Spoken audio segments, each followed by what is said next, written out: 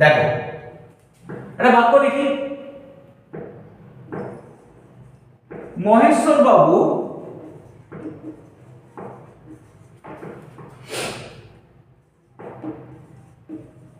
রমেনকে